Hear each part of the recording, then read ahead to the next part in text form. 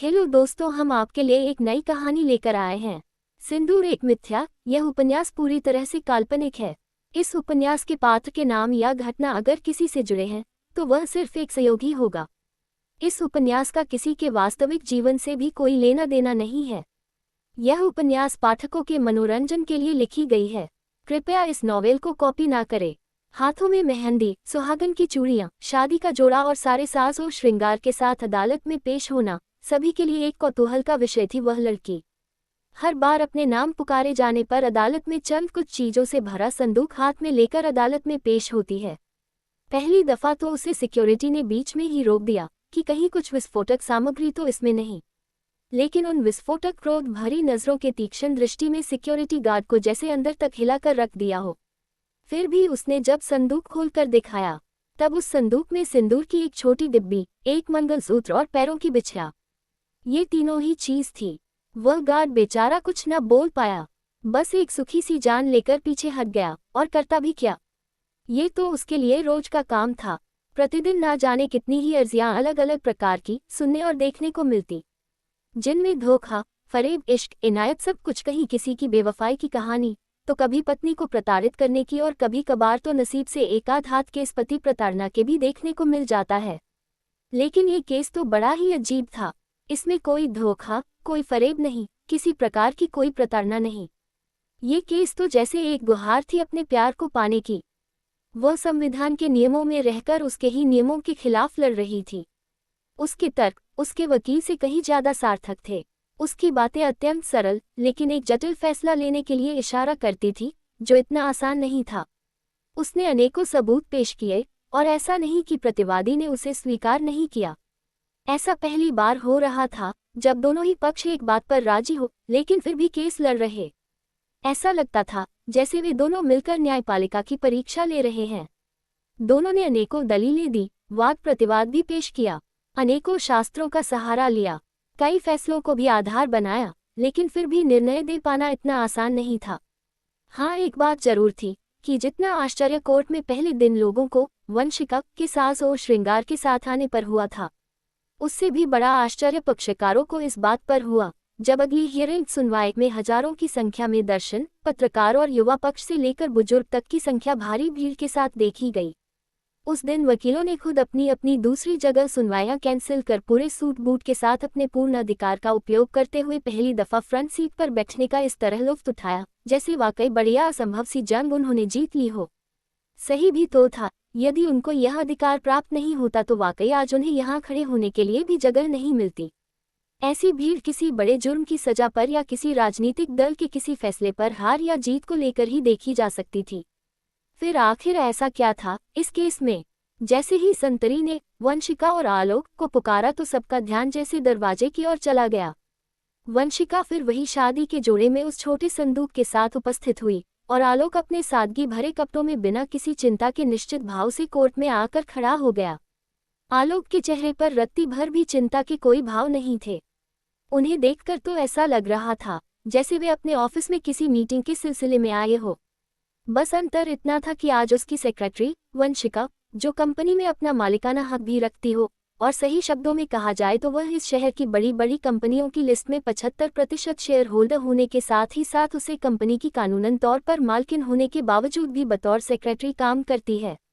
उसे अब तक business women of the year, successful women of the year और न जाने कितने ही बिजनेस अवार्ड के साथ ही साथ अच्छी समाज सेवी संस्थाओं की भी वह मेंबर है। और इन सब के बावजूद उसने 3 सालों तक लगातार ब्यूटी कांस्टेंट में भी अपने स्टेट लेवल पर प्रथम स्थान प्राप्त किया।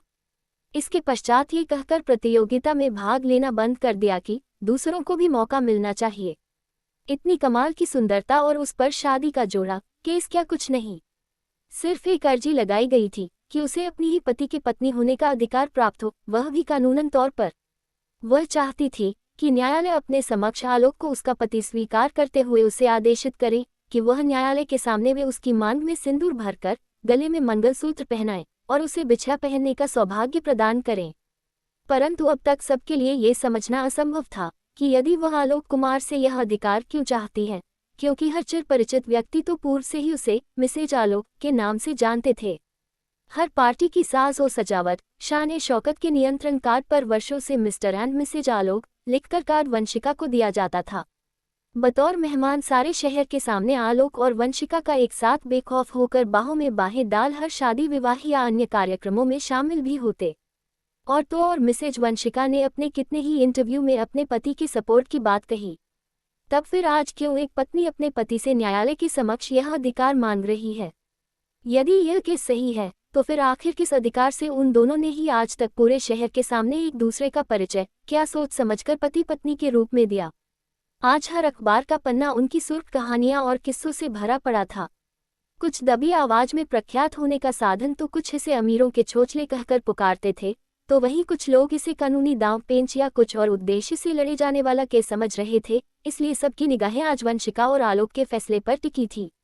न्यायालय के लिए भी एक बड़ी चुनौती आकर सामने खड़ी हो गई थी, क्योंकि इस विशाल जनसमूह के सामने न्यायालय से अपना अधिकार मांगने वाली महिला ने चाहे कितने ही साक्ष्य अब तक प्रस्तुत कर दिए हो, जिनमें आसानी से यह प्रूफ किया जा सकता है कि आलोक ही उसका पति है, लेकिन एक भी प्रमाण ऐसे प्रस्तुत न कर पाए जिसमें यह साबित होता है कि उसका विवाह दोनों परिवारों की राजामंदी से या किसी कानूनी दस्तावेज में उस समय से पूर्व या उस समय हुआ हो, जबकि आलोक का विवाह पूरे रीति रिवाज से समाज के सामने इसके पूर्व में हो चुका था और कानूनन हिंदू समाज की परंपरा के अनुसार एक विवाहित पुरुष या महिला बिना अपनी पहली पत्नी के सहमति लिए या उसके तलाक लिए बिना दूसरा विवाह नहीं कर सकता था। फिर भला कैसा न्यायालय वंशिका को यह अधिकार प्रदान कर सकता है? यदि बात स्त्री के हित की सुरक्षा की हो ताकि उसे किसी भी प्रकार के अभाव में न जीना पड़े, पुरुष पक्ष अपनी मनमानी न करें, यही सोचकर ऐसे नियमों को बनाया गया रहा होगा। लेकिन जब बात पूर्ण सुरक्षा सामर्थ्यता के साथ जीवन यापन करने, वह भी पूर्ण आज़ादी में, तब फिर भला क्यों मुझे अपना हक नहीं मिल सकता? राजा दशरथ ने भी गंधर्व विवाह किया था। यदि और अलग कहूँ तो ऐसे अनेकों उदाहरण हमारे धर्मशास्त्रों में भी मिल जाएंगे, जिनका मैं बखान नहीं करना चाहती हूँ। मुझे सिर्फ मेरा हक चाहिए। आलोक जी ने आज तक, मैं जहाँ तक जानती हूँ, अपनी तीनों ही पत्नियों में कोई अंतर नहीं रखा और न ही उसके मन में किसी भी प्रकार का भेदभाव। उन्होंने हम तीनों में से किसी से भी कोई भी जानकारी छिपाकर विवाह नहीं किया। वह तो परिस्थितियां ऐसी रही कि हम उन्हें दोष नहीं दे सकते। शायद इतने वर्षों तक अपना रिश्ता निभाते रहने के बाद मुझे भी अदालत की शरण में नहीं आना होता। यदि आज अचानक एक बड़े प्रोजेक्ट में काम करने के लिए इन्हें लंबे समय तक अपनी पैतृक संपत्ति और निजी समाज के साथ एक लंबे समय तक वहीं रहना होता, इस दौरान शायद मैं बिना अपना अधिकार न्यायपालिका से लिए उनसे मिलने ना जा पाऊं, क्योंकि वहां पूर्ण से ही इनकी पहली पत्नी सरला इनके साथ हैं, जिनके कहे अनुसार वे न्यायपालिका के निर्णय पर पूर्ण सहमत होगी और मुझे आलोक जी की पत्नी के रूप में स्वीकार करने को तैयार होगी। लेकिन तब जबकि न्यायालय को पूर्ण से ही उनकी पत्नी होने की जानकारी हो, इसलिए उन्होंने अपने आवेदन में उनकी पहली पत्नी सरला, दूसरी में खुद आवेदिका के रूप में वंशिका और तीसरी नियति का स्पष्ट उल्लेख मैंने कर दिया का स्पष्ट वर्णन किया है, जिसमें मैंने किसी भी प्रकार से किसी की भी शिकायत दर्ज नहीं की, क्योंकि न उनकी तरफ से आज तक मुझे कोई संदेह अपनी पति के द्वारा या किसी और तरीके से प्राप्त हुआ, ये ज्ञात होने के बाद भी कि मैं आलोक जी की दूसरी पत्नी हूँ। अपितु उन्होंने किसी भी प्रकार से बिना नाराजगी से न्यायालय का फैसला मान लेने की बात स्वीकार की। उनका कहना है कि यदि आलोक जी बिना किसी भेदभाव के और बिना किसी कमी के इतने वर्षों तक तीनों पत्नियों के साथ उचित समय और जिम्मेदारियां निभाते हुए जीवन यापन कर रहे हैं और आगे भी करने को तैयार है, तब उन्हें कोई परेशानी नहीं, बस आने वाले पीढ़ियों के मध्य कभी भी कोई टकराहट ना हो। अब कानूनन तौर पर यह आवश्यक हो गया है कि तीनों पत्नियों को समान अधिकार मिले। लेकिन हाँ, एक बात ये भी है कि सरला किसी भी हाल में लिखित या मौखिक तौर पर भी अपने पति आलोक को दूसरे विवाह के लिए सहमति नहीं दे सकती, क्योंकि परिस्थितियां चाहे जैसी भी रही हुई हो और विषय चाहे जैसे भी बने हो, आलोक ने विवाह के समय या उसके बाद आज तक न तो अपने मन की बात कही और न ही अपनी दोनों शादियों का जिक्र किया। जब आज तक उन्होंने इस विषय में सहमति लेना या बात करना उचित नहीं समझा, तो फिर आज प्रश्न ही नहीं उठता। उन्हें आलोक जी से आज भी कोई शिकायत नहीं है, क्योंकि उनके कहे अनुसार शायद आज तक वे इतना विश्वास ही पैदा ना कर पाए हो कि उनके पति उनसे किसी भी बात का जिक्र करने में संकोच करें। खासकर ऐसे विषय में यदि वे सहमति लेना या चर्चा करना उचित न समझते आए हो, तो फिर आज इस विषय में भला वे क्यों अपनी सहमति प्रकट करें या चर्चा हेतु दो पत्नियों से मिलकर विवाद को जन्म दे।